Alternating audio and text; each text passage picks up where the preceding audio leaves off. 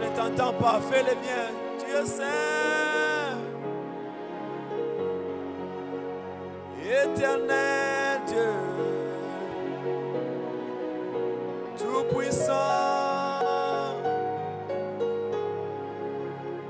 Digne es-tu, Seigneur. Oh, digne est l'agneau. Amen.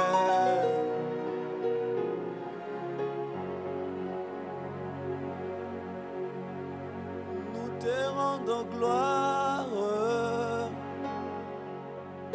et honneur.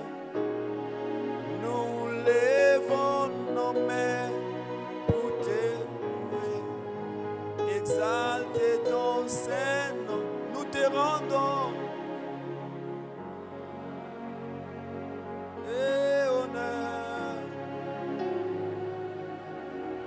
Yahweh, nous levons pour te louer. Exalter ton, car tu es Dieu.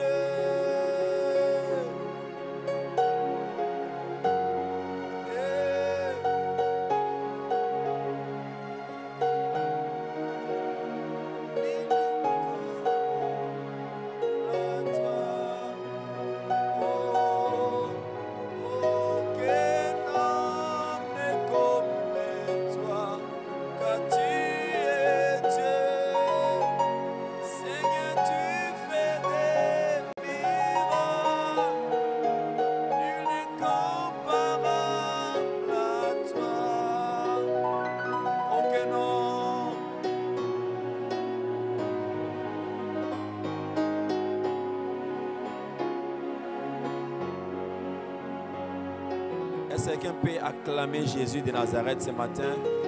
Commence à acclamer Jésus, acclame le roi des rois, acclame le rocher des âges. Ah, acclame bien, c'est Jésus, il s'agit de Jésus.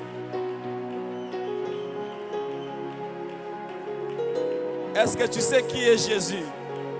C'est celui que nous sommes en train d'acclamer. Merci Jésus, merci Jésus, merci Jésus. Merci Jésus.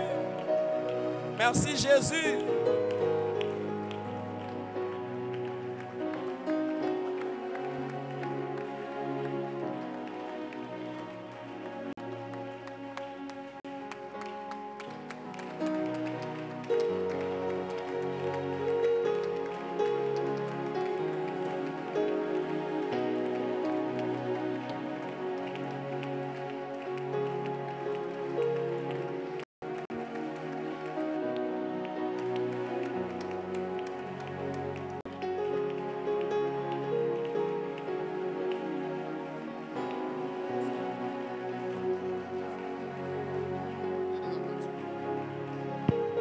Amen.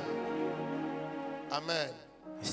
Est-ce que tu peux déclarer des bénédictions sur ta vie, sur la journée d'aujourd'hui? Dis Seigneur, je vais vivre tes miracles. Programmer ta journée, déclarer la bénédiction sur ta journée.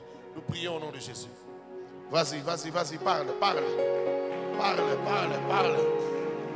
Parle, parle sur ta journée.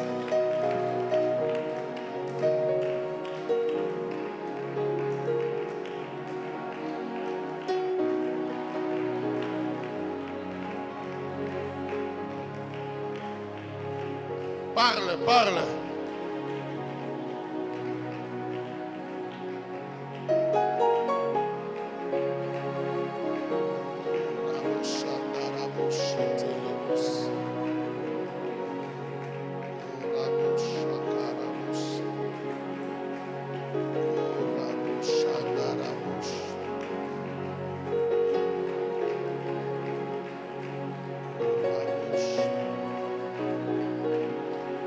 Parle, parle. Seigneur, je bénis ma journée. Je déclare la bénédiction sur ma journée. Je déclare une journée bénie, une journée de grâce, une journée de faveur. Une journée, oh, alléluia, de grâce infinie, de bénédictions infinies, de bénédictions sans limite. Shekerebo sanderebo. Dans le nom de Jésus, dans le nom de Jésus. Alléluia, alléluia, alléluia, alléluia, alléluia, alléluia.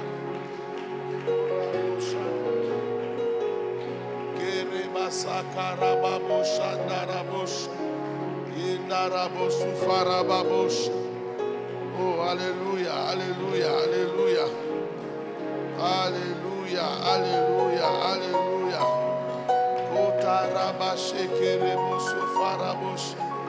Dans le nom de Jésus, dans le nom de Jésus. Papa, je veux vivre les miracles de Dieu. Je veux vivre ce que Dieu a prévu pour moi. Depuis la fondation du monde, ce que Dieu a prévu pour ma destinée. C'est ce que je veux vivre, c'est ce que je veux voir, c'est ce que je veux constater.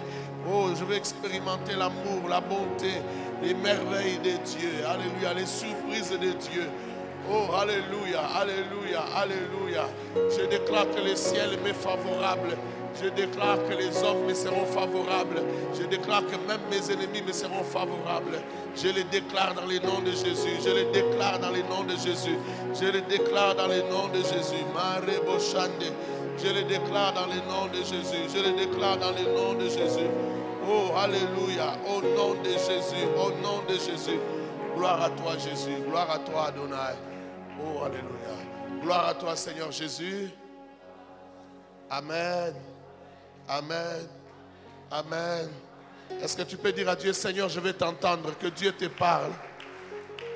Dis au Seigneur, Seigneur, je vais t'entendre, parle-moi. Oui, Seigneur, nous voulons t'écouter. Parle-nous, parle à nos cœurs, parle à nos vies. Oh, révèle-toi, Saint-Esprit. Révèle-toi, Dieu de ma foi. Révèle-toi, Dieu de notre amour. Révèle-toi, alléluia, l'amour véritable. Le secours qui ne manque pas au temps de la détresse. Révèle-toi, Seigneur. Révèle-toi, Adonai. Révèle-toi, Elohim.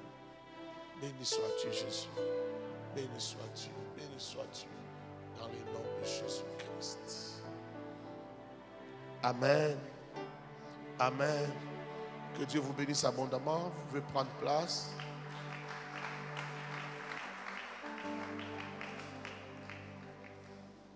Demandons à nos bien-aimés qui sont dans les médias, faites un effort que le son soit très audible. Pour ceux qui nous suivent au loin, que le son soit audible, très audible. Nous avons parlé de l'orgueil hier. Nous avons parlé de l'orgueil comme un piège contre la transformation. Et aujourd'hui, nous allons continuer. Nous parlons ce matin de guérir de l'orgueil.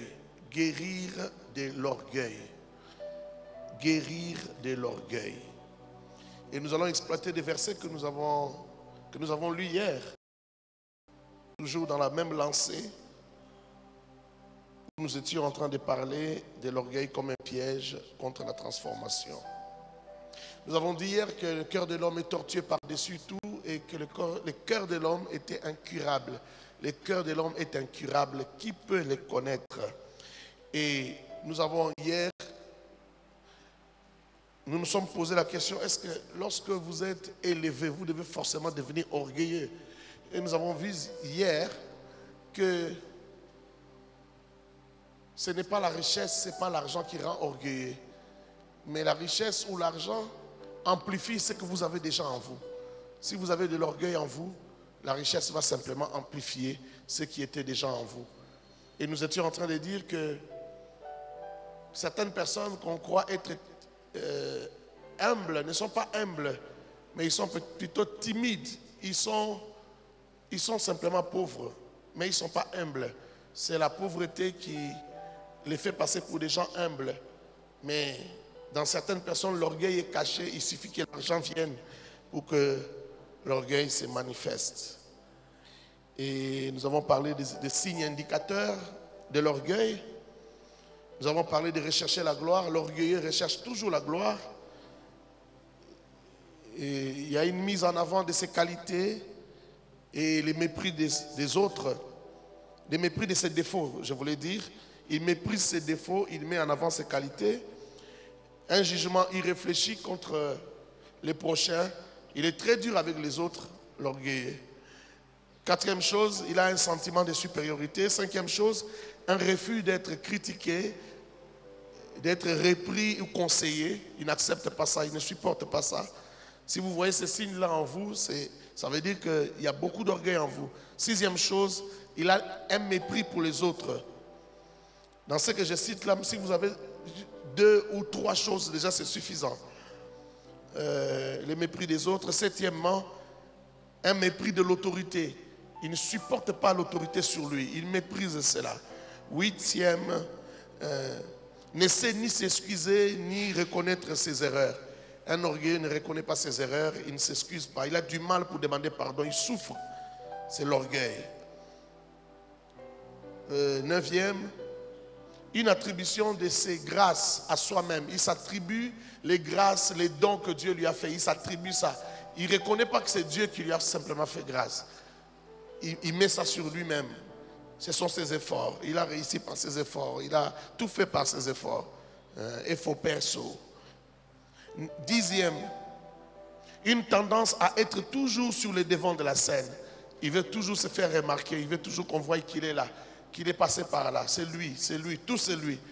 Il ne peut pas supporter qu'on acclame quelqu'un d'autre à sa place, qu'on confonde, qu'on croie que c'est l'autre qui a fait alors que c'est lui qui a fait. Non, il faut qu'il réclame ça. C'est moi qui avais fait ça. 11e, une arrogance dans ses actes et dans ses paroles. L'arrogance dans les actes et dans les paroles. On a vu ça hier. Hier, on est allé en profondeur. Je ne saurais revenir. C'était juste un rappel. Et nous avons parlé aussi des conséquences de l'orgueil. La Bible dit que l'orgueil précède la chute. Proverbe 16, 18, Proverbe 29, 23. L'orgueil précède la chute. Lorsque vous voyez l'orgueil dans un homme, c'était un signe précurseur qui montre que bientôt il chutera. Il finira par chuter.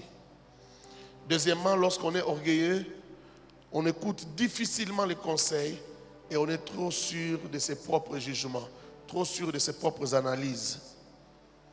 Troisième chose, troisième conséquence, l'orgueil éloignera de ta vie des bonnes personnes, des personnes qui devaient jouer un rôle important dans ta vie, des personnes qui devaient jouer une partition importante de ta destinée. Ils avaient un rôle important à jouer dans l'histoire de ta vie. Tu vas les éloigner par l'orgueil. Il n'y a personne qui aime l'orgueil, il n'y a personne qui supporte l'orgueil. L'orgueil nous fait haïr, l'orgueil nous rend moins aimables. Donc il faut éviter, Conseil gratuit, il faut éviter. Alors, on disait hier que l'orgueil obscurcit les voies du Seigneur parce que les gens même que Dieu a placés sur ton chemin pour t'aider, pour te soutenir, pour être des maillons de ta destinée, tu vas les éloigner, donc tu vas obscurcir les voies du Seigneur. Le Seigneur aura même du mal à accomplir certaines choses dans ta vie parce que toi-même tu chasses les gens de ta destinée. L'orgueil te fermera des portes. Quatrième conséquence, nous avons appris que l'Éternel combat l'orgueilleux. La Bible dit qu'il résiste aux orgueilleux. C'est-à-dire l'Éternel lui-même te combattra. Quand tu es orgueilleux, l'Éternel lui-même te combattra. Il renversera ta maison. Nous avons vu plusieurs versets qui disaient qu'il renverse la maison de l'orgueilleux. Quand je parle de ta maison, ça veut dire tout ce qui est à toi, tout ce que tu entreprends, ton entreprise, ta maison. Lui-même va entraîner le divorce dans ton foyer. Il va renverser ta maison. Dieu combat l'orgueilleux. Il résiste aux orgueilleux et il fait grâce aux humbles. Alors, comment sortir de l'orgueil? Comment sortir de l'orgueil? Ce matin, nous parlons de guérir de l'orgueil. Guérir de l'orgueil. Est-ce que tu es là? Est-ce que tu es là? On peut démarrer. Prenons Philippiens chapitre 2, verset 3. C'est un verset que nous avons commencé à lire depuis hier. Philippiens 2, 3. La Bible dit ceci: ne faites rien par esprit de parti ou par vaine gloire, mais que l'humilité vous fasse regarder les autres comme étant au-dessus de vous-même. Que l'humilité, c'est-à-dire pour que tu regardes ton frère comme au-dessus de toi, comme supérieur à toi, alors qu'apparemment dans les faits, il ne l'est pas, il faut que tu sois rempli d'humilité. Donc, c'est un élément indicateur. C'est un paramètre de mesurage pour que tu saches si l'humilité a commencé à fonctionner en toi. Parce qu'il n'y a qu'avec l'humilité que tu peux regarder ton frère ton égal comme ton supérieur. Tu le regardes comme ton supérieur. Et tu te comportes avec lui comme s'il était vraiment supérieur à toi. C'est ce que l'apôtre Paul nous dit. Regardez les autres comme supérieurs. Pas une seule personne, les autres, tous les frères, les sœurs, les regarder comme supérieurs à toi. Et te comporter comme quelqu'un qui les regarde en tant que supérieur. Ça, c'est un exercice très difficile, mais j'aimerais que tu retiennes ces passages. On prend les seconds passages, 1 Pierre 5, 5 à 6. 1 Pierre chapitre 5, versets 5 à 6. Nous avons utilisé ça aussi hier. Voilà. De même, vous qui êtes jeunes, soyez soumis aux anciens. Et tous, dans vos rapports mutuels, revêtez-vous d'humilité. Revêtez-vous d'humilité dans vos rapports mutuels. Revêtez-vous d'humilité, car Dieu résiste aux orgueilleux, mais il fait grâce aux humbles. Je retiens ici, revêtez-vous d'humilité. Revêtez-vous d'humilité. Alors, comment guérir de l'orgueil? Je donne 8 pistes, 8 solutions, 8 choses à faire pour guérir de l'orgueil. Si tu appliques ces 8 choses, tu vas guérir de l'orgueil. Ton traitement, ton remède contre l'orgueil aura commencé et aura fait du chemin. La première chose, c'est reconnaître que c'est la grâce du Seigneur, ce que nous sommes et ce qui nous est arrivé. Reconnaître que c'est la grâce du Seigneur, ce que nous sommes et ce qui nous est arrivé. Tu es très intelligent. Reconnais cela, ne le dis pas seulement. Même dans ton cœur, reconnais-le que c'est la grâce du Seigneur. Si tu commences à réfléchir comme ça, tu as commencé à guérir. Tu es beau, c'est la grâce du Seigneur. Tu es belle, c'est la grâce du Seigneur.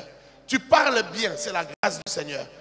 Tu as les dons de langue, la facilité de parler plusieurs langues. C'est la grâce du Seigneur.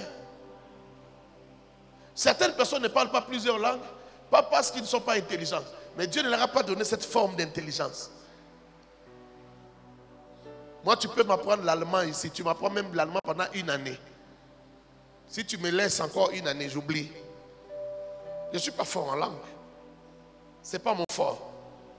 Mais ma femme, elle peut apprendre même 6 langues. Elle peut apprendre beaucoup de langues. Elle apprend des langues facilement. Et j'ai vu dans mes enfants, il y a une qui est comme moi, l'aînée. Elle apprend les langues difficilement. Mais la seconde qui a 5 ans de moins que la première, que l'aînée, elle apprend les langues facilement. Elle peut même dans les réseaux sociaux commencer à apprendre les suédois. C'est facile. Elle aime les langues. Et elle a cette facilité. Elle a les dons de sa mère. Non, ça vient de Dieu.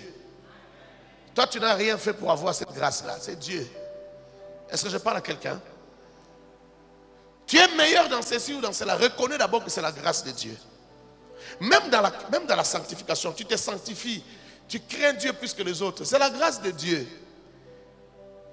As-tu déjà réfléchi sur le fait qu'il y a des gens qui sont durs, qui ont une oreille dure à la parole de Dieu, mais toi, la parole t'a touché facilement? Qu'est-ce que tu as fait? Rien. C'est la grâce de Dieu.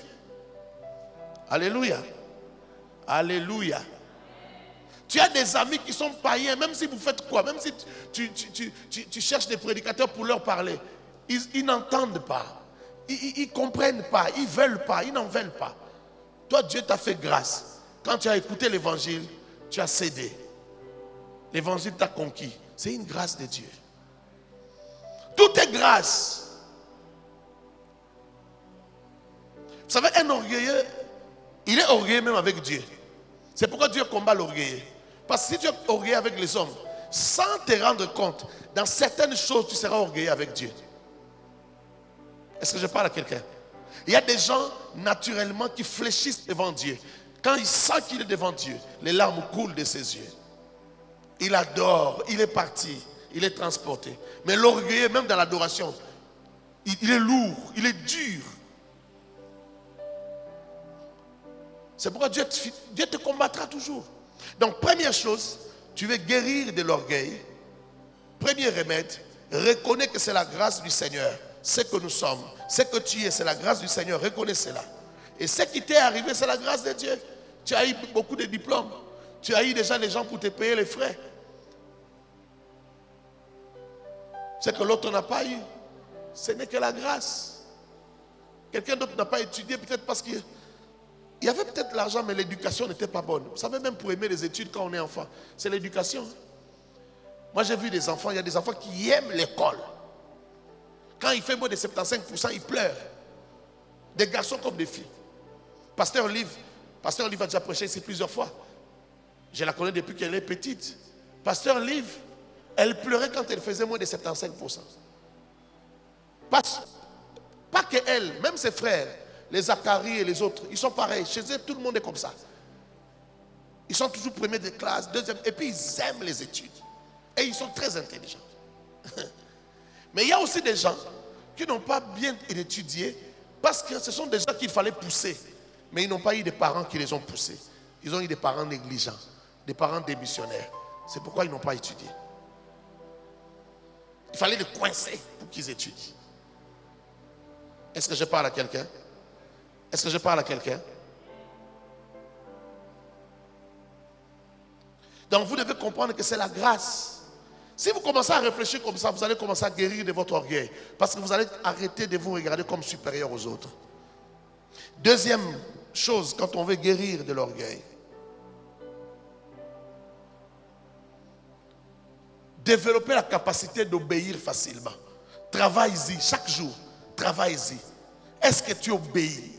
D'abord, est-ce que sur toi tu as quelqu'un qui peut te donner des ordres? Il y a des électrons libres dans la vie, des gens qui n'ont personne, qui n'ont pas d'autorité sur eux. Qui ne supportent pas l'autorité. Non, cherche à être sous l'autorité de quelqu'un. Et vérifie chaque jour, travaille ça. Est-ce que tu obéis facilement? Est-ce que tu obéis sans murmure?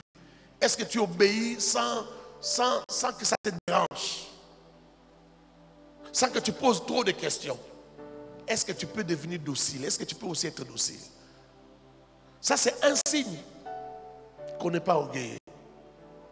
Et c'est aussi la voie de la guérison. Développer la capacité d'obéir facilement. Développer la capacité d'obéir facilement. C'est la voie de la guérison, ça va te guérir. Troisième chose. Oh, il faut vraiment retenir ça, il faut écrire ça. Parce que si tu n'écris pas ça, ces choses-là, tu dois même écrire ça, tu affiches ça dans ta chambre. Tous les matins, tu regardes. Parce que si tu as un problème d'orgueil, même un peu d'orgueil, tu ne révises pas ces choses que j'ai dit ici, tu vas oublier. Ce ne sont pas des choses à retenir dans la tête. Non, c'est impossible. Il faut les écrire, il faut les voir tous les matins, il faut les voir tous les soirs et te poser la question, est-ce que j'ai respecté moi-même ces objectifs dans ma vie? Et tu verras que même les gens vont constater que tu changes. Je pensais que tu allais dire amen. Troisième chose, reconnaître que beaucoup de gens auraient fait mieux que nous s'ils avaient bénéficié de la même grâce. Je l'ai presque dit ici quand j'ai fait les études. Si tu es capable de reconnaître que beaucoup de gens auraient fait plus que toi, s'ils avaient eu les mêmes grâces que toi, tu commences à guérir. Reconnaître que beaucoup de gens, pas une seule personne, mais beaucoup de gens auraient fait mieux que nous s'ils avaient eu les mêmes grâces que nous. S'ils étaient mis dans les mêmes conditions que nous, ils auraient fait mieux. C'est commencer à guérir.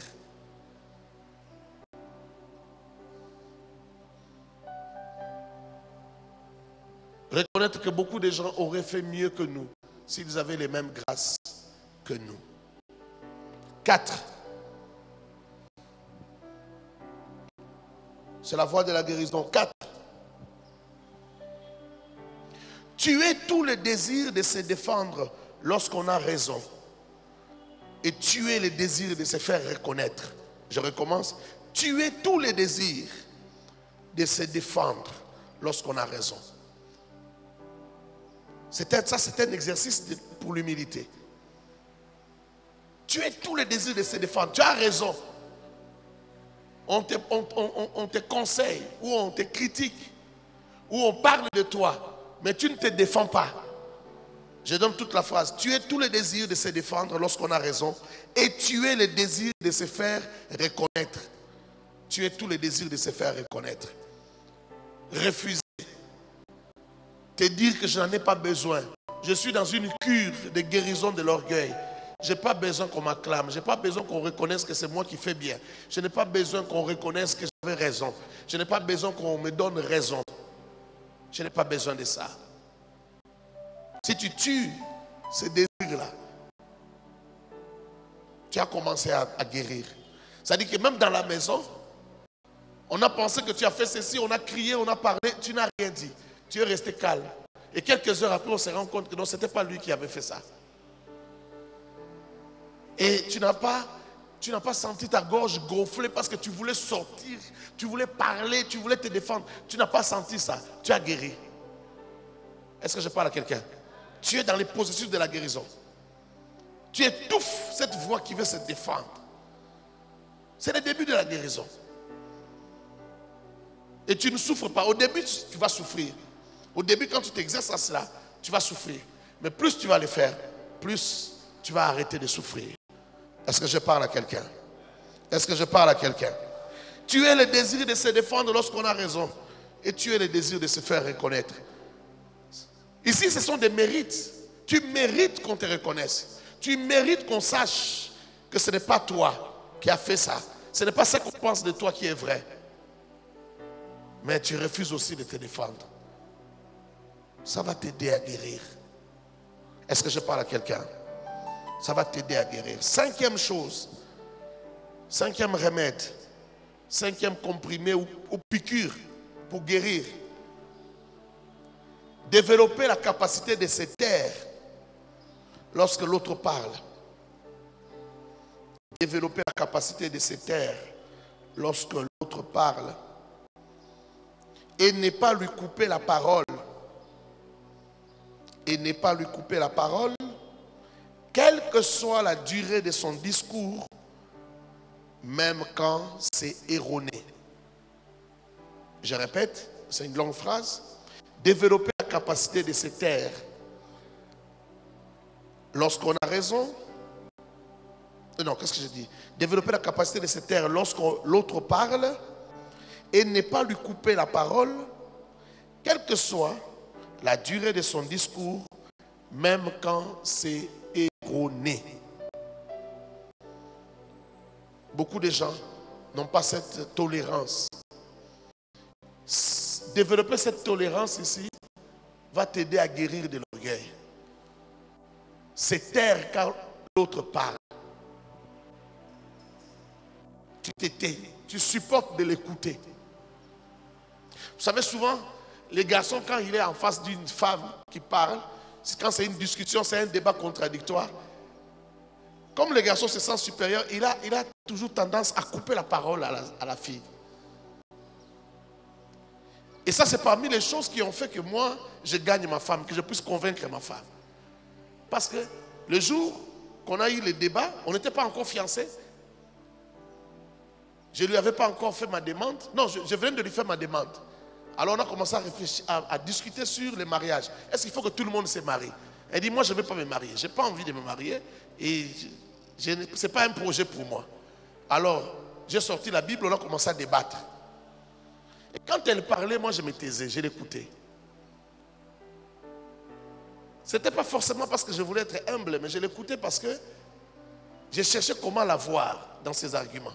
Alors il fallait que je l'écoute et que je prenne le temps de réfléchir. Alors je l'écoutais, fille de pasteur, elle a grandi dans l'église adventiste. Les adventistes enseignent beaucoup, abondamment. Et elle était encadreur, elle encadrait des jeunes filles, elle encadrait des enfants des Kodim, là-bas on dit école du sabbat. Donc, elle avait assez d'arguments. Alors elle parlait, je l'écoutais. Alors je l'ai impressionnée juste pour ça.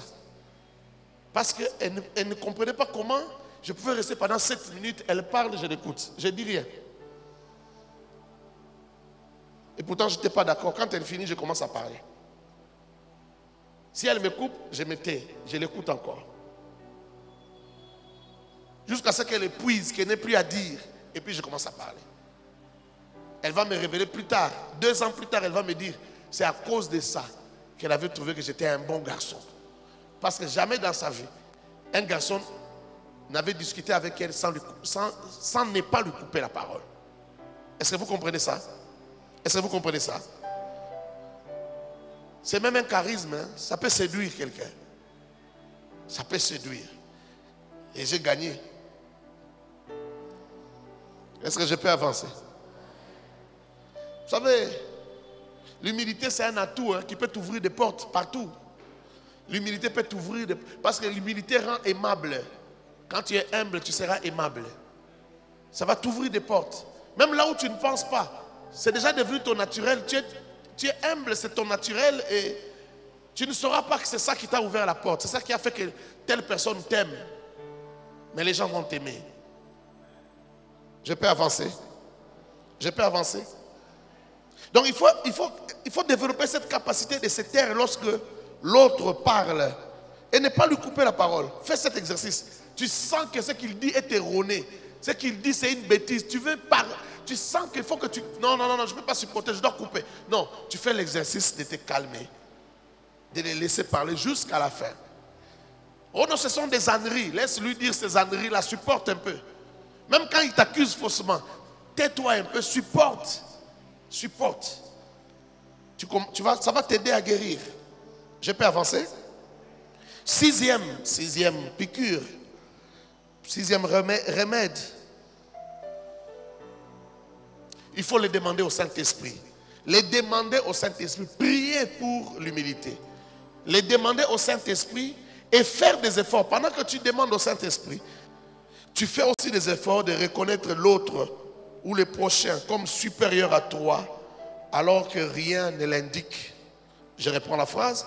Les demander au Saint-Esprit et faire des efforts de reconnaître les prochains comme supérieurs à toi, alors que rien ne l'indique. Rien n'indique qu'il est supérieur à toi. Rien du tout. Quand l'apôtre Paul dit qu'il faut reconnaître les autres comme supérieurs à toi, ça ne veut pas dire qu'ils sont supérieurs à toi. Mais tu tues l'orgueil dans ton cœur. Lorsque tu reconnais même celui qui n'est pas supérieur, tu le reconnais comme supérieur à toi. Tu es en train de tuer l'orgueil, d'assassiner l'orgueil. Et il faut assassiner l'orgueil. Je répète la phrase, les demander au Saint-Esprit et faire des efforts pour reconnaître les prochains comme supérieurs à toi, alors que rien ne l'indique. Ça va t'aider à assassiner l'orgueil à toi. Alors vraiment l'assassiner de plusieurs coups de couteau. Il faut l'assassiner. Il faut le détruire. C'est un exercice qui est très difficile. Tu regardes un frère, tu dis non, celui-ci il est mon supérieur. C'est un exercice très difficile. Il faut le reconnaître. Il ne suffit pas seulement de le dire, il faut le faire. Ce n'est pas facile. Quand on dit l'autre ici, il y a aussi ta femme dedans. Quand on dit l'autre ici, il y a aussi tes petits frères. Il y a tout le monde en fait.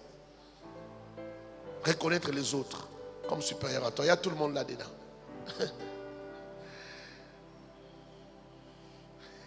Je connais un homme dans cette église qui aime dire à sa femme, ah, tu ne comprends rien. Je parle d'un homme, mais je sais qu'il y a beaucoup d'hommes qui disent ça. Mais moi, je parle particulièrement d'un homme. Sa femme me dit toujours, ah, lui me dit toujours, tu ne comprends rien. Tu ne comprends rien. Toi, tu ne comprends pas ces choses-là. Non, l'autre aussi comprend. La Bible dit, regarde-le comme supérieur à toi. Un homme, quand il est pasteur, il dit à sa femme, non. Quand sa femme trouve que non, ce que tu as fait, c'est mauvais. Je ne crois pas que la parole de Dieu veut qu'on fasse comme ça. Comme c'est toi qui es pasteur, tu dis, non, toi tu ne comprends pas. Toi tu ne comprends pas. Si tu étais ministre, tu allais comprendre. Non, ça c'est un prétexte pour avoir raison. Non, toi tu ne comprends pas ça. Tu es avocat. Ta femme constate que non. C'est malhonnête. Ce que tu as fait là, non, ça ne doit pas se passer comme ça. C'est malhonnête. Pourquoi tu es allé voir les magistrats? Pourquoi tu as fait ça? Pourquoi tu as fait ça alors que vous avez un procès, tout ça? Moi, je trouve ça malhonnête. Ça, c'est une tentative de corruption. Ça, c'est la corruption. Toi, tu lui réponds, ah non, toi, tu ne connais pas les habitudes, les us et coutumes de notre métier. Tu ne comprends pas ces choses-là. Toi, tu ne connais rien, laisse, tu ne comprends pas. C'est comme ça qu'on fait, c'est comme ça que ça se passe. Non, laisse. Non, c'est l'orgueil qui te fait parler. Écoute ce que ta femme dit là. Ce qu'elle dit là, elle a raison. Même si ce sont les habitudes du parquet, les habitudes du monde des cours et tribunaux. Mais ce qu'elle dit est vrai. Corruption reste corruption. Amen. En tant que chrétien, elle te rappelle la conduite que tu devais avoir. Il faut d'abord commencer par accepter qu'elle a raison. Il faut d'abord commencer par accepter qu'elle a raison. Surtout dans les couples, il y a beaucoup d'orgueil. Surtout dans les couples, il y a beaucoup d'orgueil. Et c'est la cause de toutes les disputes que vous voyez dans les couples. Est-ce que vous avez déjà réfléchi sur ça? Toutes les disputes que vous voyez dans les couples, la cause, c'est l'orgueil. Ce n'est que l'orgueil. Ce n'est pas l'incompréhension, c'est l'orgueil. Parce que si c'est l'incompréhension, tu peux, quand tu es humble, tu peux céder. Bon, je n'ai pas compris, je ne crois pas que c'est comme ça, bon, mais ce n'est pas grave. Tu veux que je fasse quoi? Que je fasse ça? Ok, je vais faire ça. Mais comme la femme veut prouver à l'homme, l'homme aussi veut prouver à la femme, veut écraser la femme. Personne n'a tort. Tout le monde a raison. Et on n'arrive pas à trouver des solutions, on n'arrive pas à s'entendre. Je suis en train de parler avec une femme qui m'a dit, elle est au loin, elle est très loin, à l'étranger. Elle m'a dit, je devais prendre mes clics et mes claques, partir. Parce que là, j'en ai marre. J'ai dit, qu'est-ce qu'il a fait? Elle me dit, ah, pasteur, en réalité, c'est une bonne personne.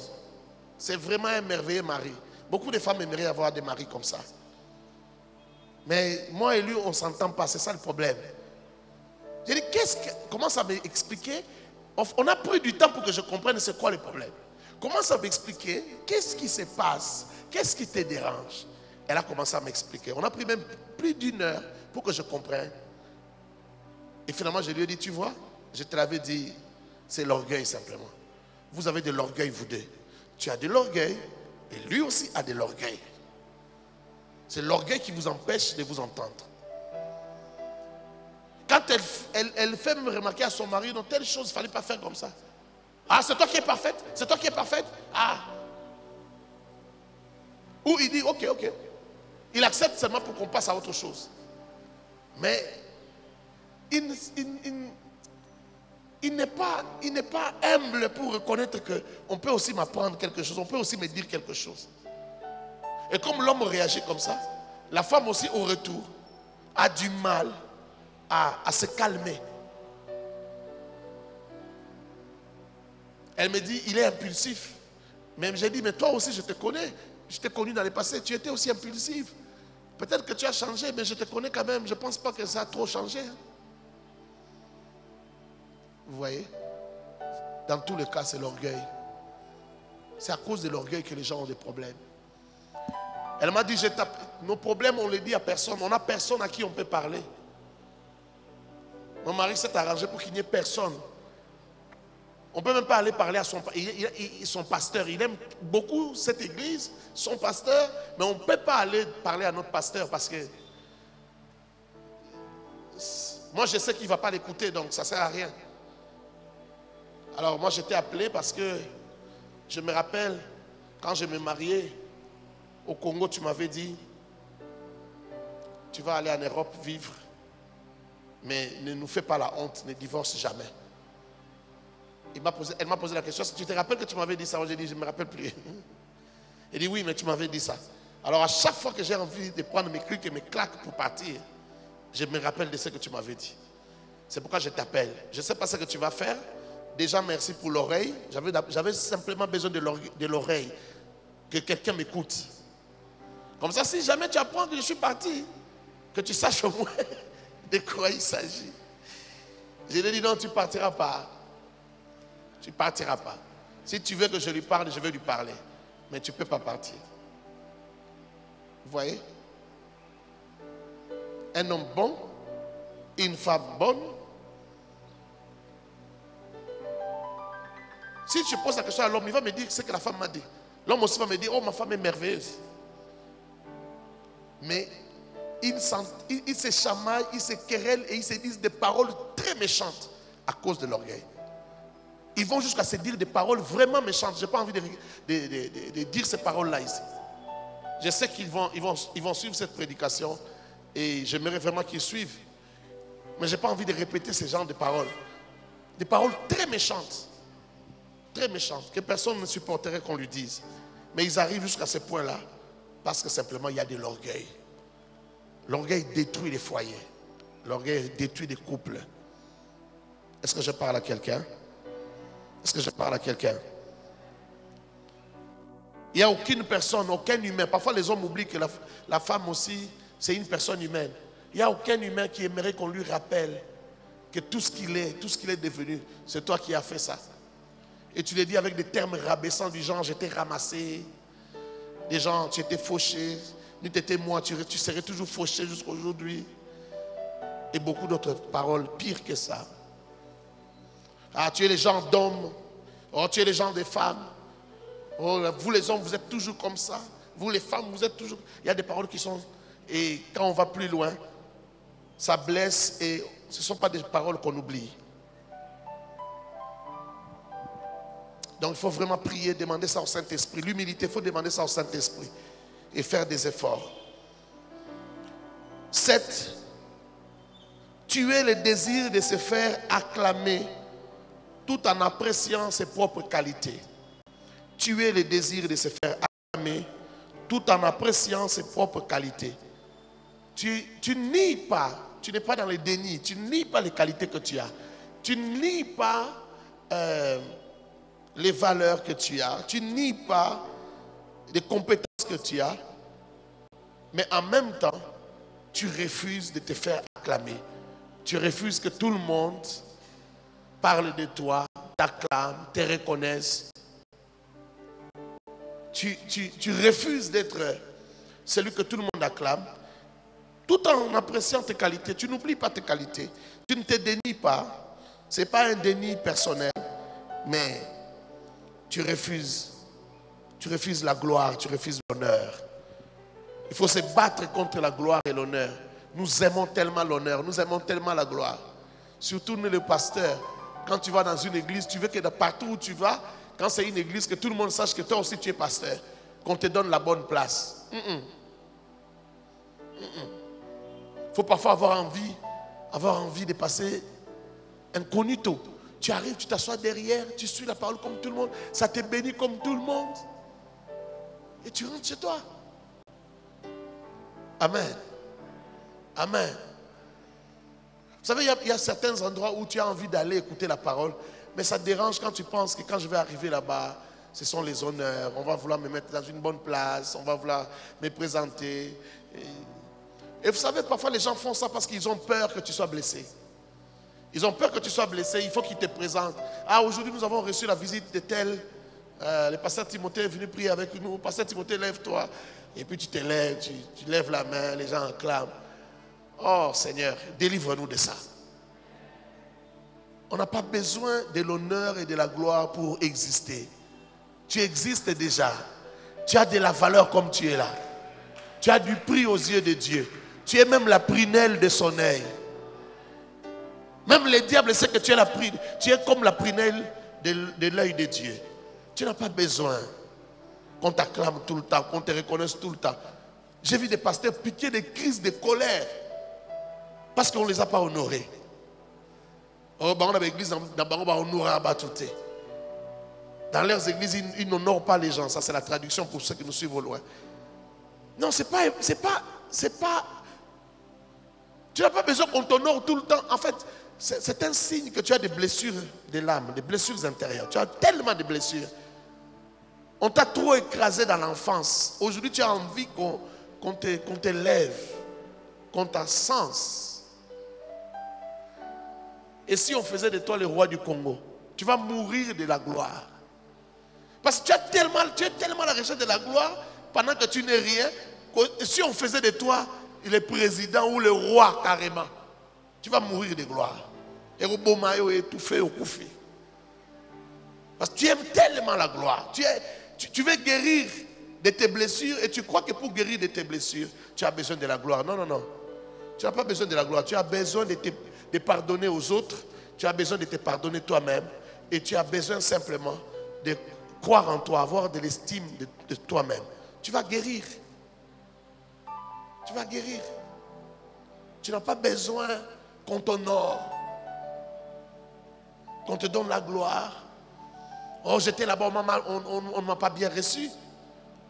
Frère, tu veux qu'on te reçoive comment? Même si tu es pasteur, tu arrives au bureau d'un autre pasteur.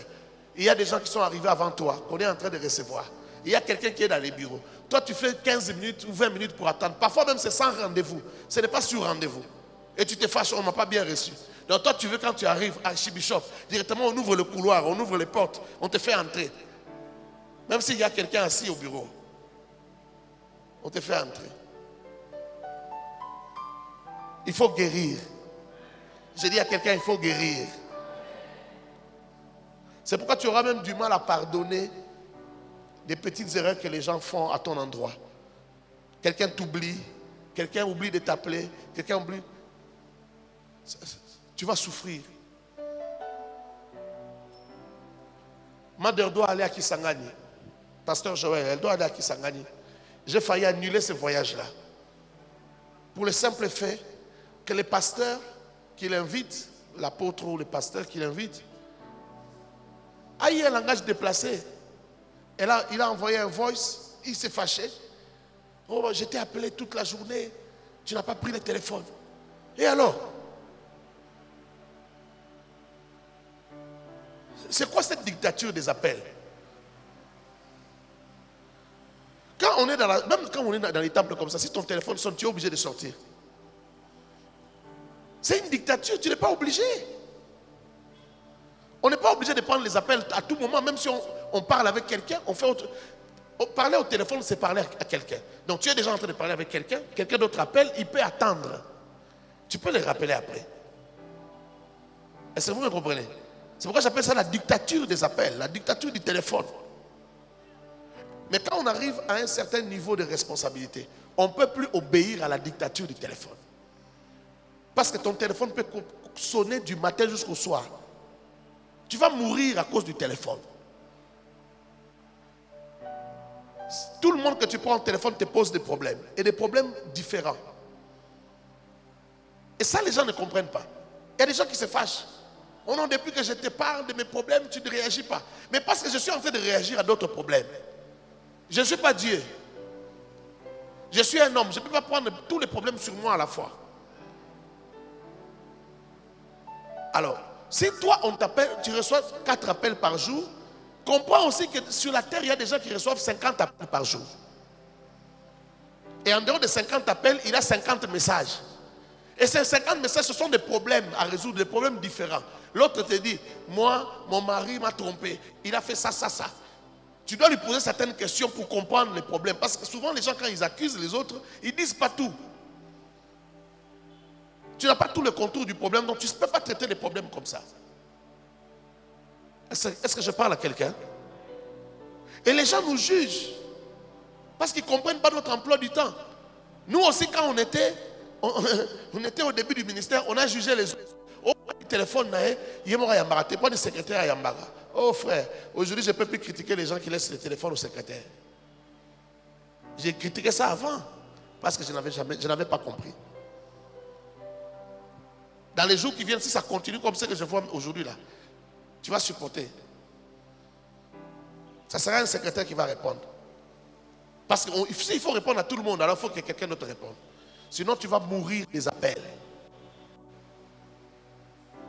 Parfois, on ne se rend pas compte. Vous savez que personne ne peut résoudre, même le président de la République. Il ne peut pas être du matin jusqu'au soir en train toujours d'écouter des problèmes et de les résoudre. C'est impossible. Alors ce pasteur-là, il se fâche, il envoie un message, il dit, ah, mais si tu ne voulais pas venir, si tu n'étais pas disponible pour venir, il fallait me dire qu'on cherche quelqu'un d'autre. Quand on veut te parler, c'est comme si on veut parler, je ne sais pas à qui. C'est comme si on parlait avec je ne sais pas qui. Donc il veut dire c'est comme si on parlait à un ministre ou à un président. C'est ça qu'il veut dire. Hein? faut quand même, c'est juste de la petite politesse quand on vous appelle de prendre. Ah. Donc, Moukolomo, quand on appelle, c'est devenu un grand problème. Ça, c'est être malade. C'est avoir des problèmes de cœur. Et puis, j'ai eu comme l'impression que c'est parce que c'est une femme qui parle comme ça. Je voulais vraiment annuler ce voyage. Alors, quand maman m'envoie ses voices, j'ai dit, mais qu'est-ce qui se passe? Elle me dit, mais lui, je lui ai donné le numéro d'Élysée. Il a le numéro d'Élysée. Il a le numéro de Mireille. Si c'est un problème de la communication, il n'a qu'à parler avec Élysée. Si c'est un problème, et puis Élysée connaît bien Kisangani. Si c'est un problème autre problème administratif, il peut parler avec Mireille. Et puis moi et lui, on a déjà parlé. Hier, on avait parlé. J'ai dit, hier, vous avez parlé. Et aujourd'hui, c'est un problème parce que tu n'as pas parlé. J'ai dit, mais cet homme ici, je me posais la question, mais comment il va la traiter quand elle sera à Kisangani? J'ai failli annuler, puis je me suis dit, bon, ma femme m'a dit qu'il se connaissait avec le pasteur Abraham. J'ai dit, j'appelle d'abord le pasteur Abraham. J'ai dit au pasteur Abraham, ton protégé là, ton homme de Kisangani, tel. Il a dit, ah oui, oui, oui. J'ai dit, voilà ce qu'il a fait, voilà. Il dit, c'est pas vrai, envoie-moi un peu de voice. Je lui ai envoyé des voice. Après, il me dira, le lendemain, il me dira, bon, ça va aller. Je l'ai suffisamment grondé. J'ai dit, heureusement, parce que moi, si je le faisais, ça n'allait pas être bien. Donc là, j'ai accepté encore. Je ne sais pas si je vais changer d'avis après. Mais là, j'ai accepté. Vous voyez? Et je peux vous dire que c'est l'orgueil. Accepte ce que les autres vivent. C'est différent de ce que toi tu vis. Accepte. Oh non, pourquoi tu ne m'accordes pas le temps? Mais il ne t'accorde pas le temps parce qu'il ne sait pas t'accorder le temps. C'est compliqué. Même toi, si tu étais à sa place, tu n'accorderais pas le temps. Je peux terminer maintenant? Ok, je prends les derniers points. Développer le désir de plus célébrer les autres. Développer le désir de plus célébrer les autres et la moindre prouesse des autres. Développer le désir de plus célébrer les autres et la moindre prouesse des autres. Ça va te guérir. Quand quelqu'un fait quelque chose du bien, tu célèbres. Quand quelqu'un est meilleur, tu célèbres. Quand quelqu'un a excellé, tu célèbres. La moindre prouesse, tu célèbres. Tu dis, c'est toi les meilleurs. C'est toi les meilleurs. C'est toi les meilleurs d'entre nous. C'est toi les champions. Ça va tuer ton orgueil. Ça va t'aider à tuer l'orgueil. Quelqu'un m'a compris? Quelqu'un m'a compris? Ça va t'aider à tuer l'orgueil. Célèbre la moindre prouesse de l'autre. Quelqu'un a dit Amen. On peut prier. Acclame le Seigneur.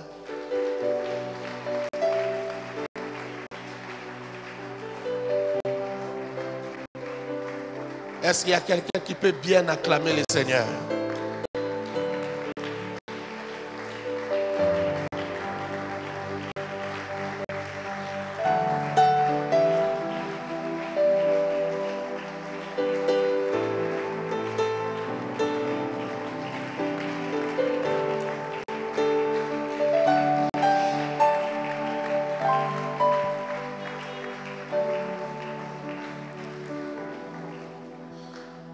Mets tes mains sur le cœur, commence à prier pour toi-même.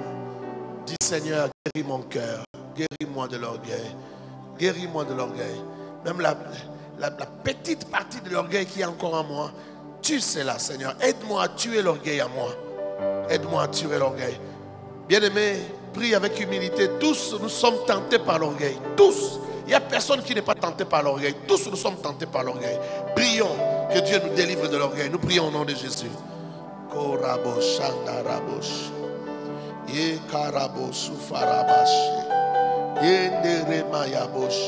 Père, viens me guérir de l'orgueil. Viens tuer l'orgueil en moi. Viens tuer l'orgueil. Viens tuer l'orgueil en moi, Seigneur. Viens assassiner cet orgueil qui subsiste encore, qui vit encore en moi, qui refuse de mourir en moi. Qui refuse de mourir en moi. Rends-moi capable, oh Dieu, de célébrer les autres. Rends-moi capable de célébrer les prouesses des autres. Rends-moi capable de regarder les autres comme supérieurs à moi. Rends-moi capable, oh Dieu, de regarder les autres comme meilleurs que moi. Que ça ne soit pas difficile. Que je n'accepte pas que les meilleurs, mais que j'accepte même ceux qui sont faibles comme meilleurs. Seigneur Dieu, aide-moi, aide-moi, aide-moi. Aide-moi, j'ai besoin de toi. Aide-moi, j'ai besoin de cela, Seigneur. J'ai besoin d'être humble. Seigneur, parce que toi, tu résistes aux orgueilleux. Tu ne donnes pas tes faveurs aux orgueilleux. Tu ne donnes pas tes faveurs aux orgueilleux. Tu ne donnes pas tes faveurs aux orgueilleux. Tu renverses la maison de l'orgueilleux. Tu combats l'orgueilleux. Je ne veux pas être orgueilleux, Seigneur. Je ne veux pas être orgueilleux. Seigneur, viens me guérir, Yahweh. Yahweh, viens me guérir. Père, je te prie pour mon frère, je te prie pour ma soeur qui est ici et ceux qui nous suivent au travers des médias. Seigneur Dieu, laisse que tu guérisses, que tu guérisses de l'orgueil. Donne l'entendement pour saisir cela. Donne la compréhension, donne l'entendement, la capacité de saisir, alléluia, la pensée de ces messages. Oh Saint-Esprit, si tu transperces les cœurs, ces cœurs ne se soumettront point. Seigneur, transperce les cœurs, Saint-Esprit. Transperce les cœurs, convainc les cœurs, touche les cœurs. Yamarabosha, parle au cœur, parle aux âmes. Viens guérir nos âmes malades. Viens guérir nos intelligences malades. Viens guérir nos intelligences malades. Père, laisse que tu convaincs. Laisse que tu convaincs. Laisse que tu écrases l'orgueil. Laisse que tu écrases l'orgueil. Viens écraser notre orgueil. Viens écraser notre orgueil. Viens écraser l'orgueil. Oh Dieu, de tes fils et de tes filles. Oh, je ne veux pas, Seigneur Dieu. Oh, alléluia, que nous puissions aller jusqu'à, alléluia, l'humiliation pour guérir de l'orgueil. Viens guérir de l'orgueil. Viens guérir de l'orgueil. Viens guérir de l'orgueil. Adonai, viens nous guérir de l'orgueil. Dans les noms de Jésus. Dans les noms de Jésus. Dans les noms de Jésus. Viens nous guérir de l'orgueil. Dans les noms de Jésus. Dans les noms de Jésus. Écoute, bien-aimé. Tu sais, lorsque quelqu'un ne veut pas guérir de son orgueil, il ne fait pas des efforts pour guérir de l'orgueil. Quand Dieu t'aime, tu sais ce qu'il fait? La Bible dit qu'il aime bien, châtie bien. Et Dieu, comme un bon père, il va te châtier jusqu'à ce qu'il brise ton orgueil. Et ce châtiment-là passe par l'humiliation. Dieu va t'humilier. Il va créer des circonstances où tu seras humilié, tu seras pétrifié. Les gens vont t'humilier, vont te pétrifier, juste pour que ton cœur descende. Pour que tu arrêtes de t'enfler d'orgueil. Et on a vu Dieu lorsqu'il devait préparer quelqu'un, comment il les brise. Il a fait ça avec Joseph. Il a brisé Joseph jusqu'à faire de Joseph un esclave. Jusqu'à tuer tout l'orgueil que Joseph avait, qui venait du fait que son père le préférait par rapport à ses autres frères. Et c'est lui qui faisait des songes. C'est lui qui voyait des grandes choses. Il était haï à cause de l'orgueil. Ses frères les haïssaient à cause de l'orgueil. Mais Dieu, avant de l'élever, il a brisé pendant des années. Pendant au moins 13 ans, Dieu l'a brisé, a détruit son orgueil, esclave, jusqu'à être accusé faussement. On l'a humilié de toutes sortes pour tuer l'orgueil. Dis au Seigneur, Seigneur, je n'aimerais pas en arriver jusque-là. Jusqu'au point que tu m'humilies toi-même pour que j'apprenne à descendre. Toi-même, donne-moi la capacité de descendre. Donne-moi la capacité de descendre. Prie pour toi. Prie aussi pour tous ceux qui prient ici. Pour les frères, la sœur, ne prie pas seulement pour toi. Prie pour les autres aussi. Nous prions au nom de Jésus.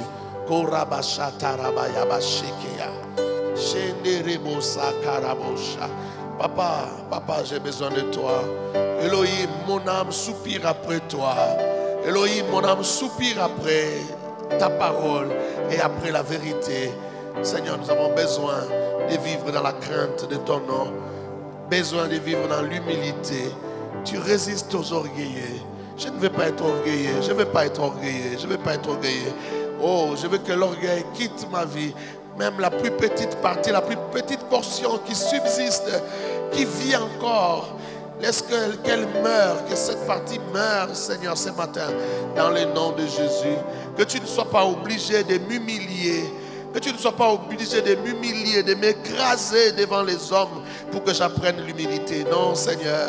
Seigneur, que je guérisse, que je guérisse, que je guérisse. J'ai prié pour mon frère, pour ma soeur. Laisse qu'il guérisse déjà, laisse qu'elle guérisse déjà. Que tu ne sois pas obligé de l'humilier, de l'écraser. Seigneur, oh, Rabo Shatarabake. Que tu, oh, Rebo Shenderebo Safaraboshe. Qu'il ne soit pas obligé, Seigneur Dieu, d'être écrasé pour apprendre l'humilité. Besoin de toi, Seigneur. Besoin de toi, Yahweh. Besoin de toi, Rabbi. Besoin de ta... Oh, alléluia. Besoin de toi. Besoin de la force qui vient de toi. Besoin du Saint-Esprit pour m'humilier. Oh, alléluia. Alléluia. Descendre moi-même. Oh, alléluia. C'est plus facile que me faire humilier. C'est plus facile, Seigneur. Aide-moi. Aide-nous. Aide tes enfants. Aide toute personne qui exprime les désirs ce matin. Que toute personne qui en exprime les désirs ce matin. Oh, alléluia. Que tu l'aides, Seigneur Dieu, à descendre. Que tu l'aides, alléluia, à comprendre l'humilité. C'est ça la transformation. Il n'y a pas de transformation sans humilité. Il n'y a pas de transformation sans humilité. Aide-nous à vivre la transformation. Aide-nous à vivre la transformation, Papa. Aide-nous à vivre la transformation. Nous avons besoin de toi. Nous avons besoin de toi, Père. Nous avons besoin de toi, Elohim. Béni sois-tu, dans les noms de Jésus. Va renverser toute puissance des ténèbres. Va renverser tout combat qui s'élève devant toi, devant ta journée. Renverse, détruis les plans du diable sur ta journée et bénis ta journée. Bats les mains, déclare au nom de Jésus. Shababababose. Déclare. Rabababo shakarababosa. Dans le nom de Jésus, je renverse les plans de l'ennemi. Dans le nom de Jésus, je renverse les plans du diable. Je renverse les plans de l'enfer. Je renverse les projets de l'enfer. De me faire vivre des accidents. De faire passer les membres de ma famille par des accidents. Les membres de cette église par des accidents. Il n'y aura pas d'accident. Il n'y aura pas d'incident. Dans le nom de Jésus, je renverse ces projets du diable. Je renverse ces projets de l'ennemi. Je renverse, oh alléluia, tout l'arsenal, le pouvoir qu'il a mis en place pour me combattre, pour combattre ma destinée. Je détruis cela. Oh, j'envoie le feu, j'allume le feu. Que le feu embrase, que le feu embrase, que le feu embrase, que le feu embrase, que le feu embrase. Je détruis les plans du diable contre moi.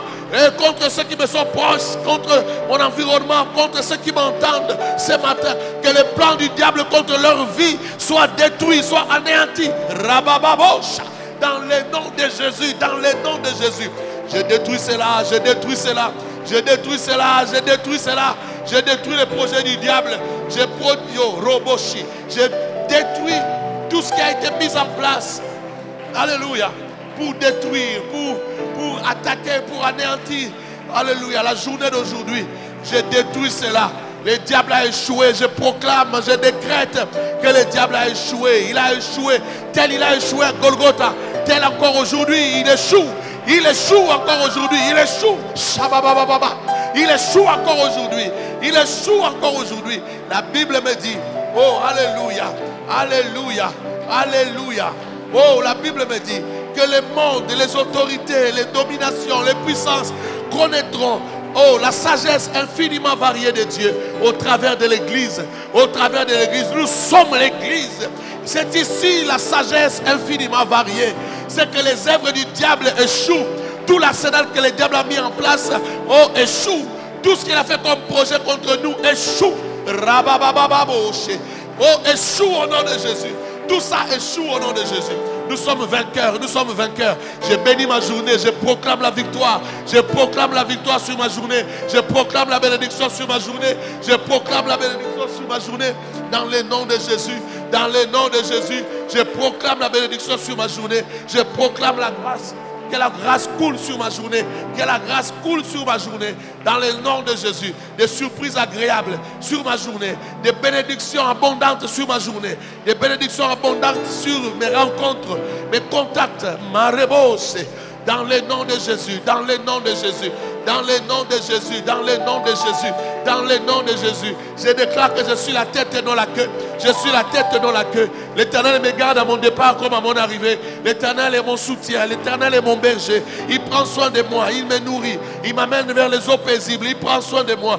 Quel que soit tout ce qui peut arriver, l'Éternel m'épargne. L'Éternel épargne tout ce qui est à moi. Oh, les pertes ne sont pas mon partage.